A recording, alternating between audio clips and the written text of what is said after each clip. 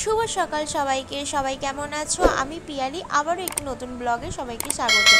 সকালটা শুরু করলাম দেখো একটা সুন্দর মিষ্টি ওয়েদার দিয়ে। আকাশটা তো মেঘলা করে আছে, ক্ষণে ক্ষণে বৃষ্টি হচ্ছে। আগের দিন রাতে সমস্ত বাসনগুলোকে মেজে রেখেছিলাম, এবার গুছিয়ে নেবো। আদা রসুন ছাড়িয়ে রেখেছিলাম যেহেতু আজকে রবিবার মাংস হবে। আগে ফ্রেশ হয়ে নিয়ে সমস্ত ঘরদোরগুলো মুছে নিলাম। এবার ফ্রিজ থেকে চলো এবার কুমড়ো, তারপর দুধ, তারপর মাংস, আনাজপাতি সমস্ত বার করে নেবো, যা যা বার করার আছে। তারপর কারণ ছেলে এখন যেহেতু ঘুমোচ্ছে, ও ঘুমোলে আমি একটু এই ফাঁকে তাড়াতাড়ি কাজগুলো মিটে নিতে পারলে অনেকটা সুবিধা হয়। আর মা সকালবেলা পুজো করতেও চলে আসবে, আমি সেই জন্য সমস্ত ঘরদোরগুলো ঠাকুর ঘর থেকে মুখ পরিষ্কার সব করে নিয়েছি। এদিকে দেখো ছেলের দুধটা আর সকালবেলা মর্নিং টিটা বসিয়ে নিচ্ছি। যেহেতু বরমশাই খাবে সেই জন্য সকালবেলা আগে বাবা, মা, তোমার দাদা ভাইদের জন্য সবার চাটা আগে করে নিই, তারপর চা না খেলে না দিনটা শুরু হয় না। আর এখানে একটু কিছুটা ছোলা ভিজিয়ে নিয়েছিলাম, একটু কুমড়োর তরকারি করবো সকালবেলার জন্য। আর এখানে দেখো চা কমপ্লিট হয়ে গেছে, সবাইকে চাটা দিয়ে দিই, আমিও চা খেয়ে নিই। চা খেয়ে নিয়ে একেবারে সমস্ত আনাজের জোগাড়গুলো করে নিলাম। আজকে একটু কুমড়োর তরকারি করব সকালবেলা, আর এদিকে মাংসটা ভিজিয়ে রেখেছিলাম। আর আজকে জানো তো একটুখানি দেরাদুন রাইসের চালের ভাত করব। রবিবার মানেই হচ্ছে একটু ছুটির দিন, আর খেতে হবে। চালটা এদিকে ভিজিয়ে নিয়েছি, আর দেখো আকাশটা মাঝে মাঝে অন্ধকার করে আসছে, আর ক্ষণে ক্ষণে যা জোরে জোরে বৃষ্টি হচ্ছে। রবিবারটা ছুটিটা মনে হয় আজকে ম্যাচে কার হয়ে যাবে সারা দিনটা। ততক্ষণে আগে রুটিটা করে নিই, ছেলেটা উঠে যাবে, ওকে খাওয়াতে হবে। আগে রুটিটা করে নেব, তারপর ওকে খাইয়ে দেবো।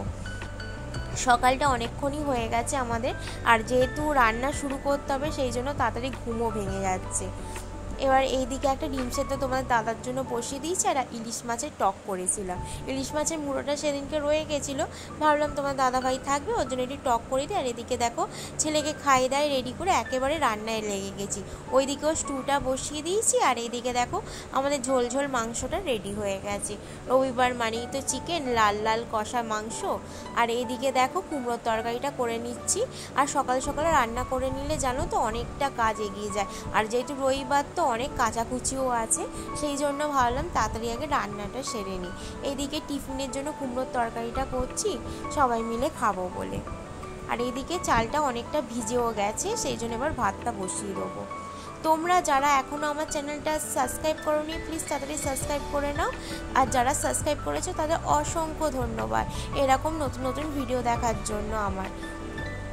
আর এইদিকে দেখো আমি সমস্ত বাসনগুলো এক এক রান্না করছি, আর একবার করে মেজে নিচ্ছি যাতে অনেকটা কাজটা কমে যায়। আর এইদিকে ছেলে স্টুটা হয়ে গেছে, এই বাসনটাও পড়েছে, মেজে নেবো।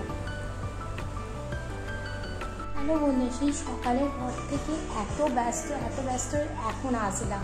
এখন ঘড়িতেই বাজে পুরো 12টা 5। এবার ছেলেটাকে স্নান করাবো। স্নান করে একেবারে কাপড় জামা কেচে নিয়েছি। সমস্ত তোমার দাদা ভাইয়ের বাবা মায়ের সমস্ত জামা কাপড় কাচা কমপ্লিট হয়ে গেছে, রান্নাও কমপ্লিট হয়ে গেছে, সমস্ত জামা কাপড় কাচা হয়ে গেছে। চলো আজকে দুপুরে লাঞ্চের মেনুটা তোমাদের সাথে একবার শেয়ার করে দিই। এইখানে স্যালাডটা কেটে রেখেছি, এইটাতে আছে ধোবো স্টু, এখানে আছে ইলিশ মাছের টক আর ভাত, আর এখানে আছে মাংস, ঝোল ঝোল করে মাংস। এবার শুধু এমনকি রান্নাঘরও গুছিয়ে নিয়েছি, বাসনও মাজা হয়ে গেছে, সব কাজ অলমোস্ট কমপ্লিট। এবার একটু রেস্ট নেবো, ছেলেটাকে খাইয়ে দেবো। বিকেলবেলা বেরোনোর জন্য কোনো রকম ভিডিও করা হয়নি ব্যস্ততার জন্য। আর রাত্রির জন্য রান্না করলাম দেখো এসে ছোলার ডালটা আর ময়দাটা মেখে রেখে গেছিলাম বলে এখন এসছি রান্নাটা করে নিতে খুব সুবিধা হচ্ছে। পরোটাগুলো ভাজলেই হয়ে যাবে। ছেলেটা তার দাদানের সাথে খেলছে, সেই ফাঁকে আমি রান্নাটা করে নিই চলো, আর তোমাদের সাথে একটু গল্প হয়ে যাবে। আজকের ব্লগটি বন্ধুরা এখানেই শেষ করছি, দেখা হবে পরবর্তী আরেকটি নতুন ব্লগে। ততক্ষণে তোমরা সবাই ভালো থাকবে, সুস্থ থাকবে এবং সাবধানে থাকবে। টাটা।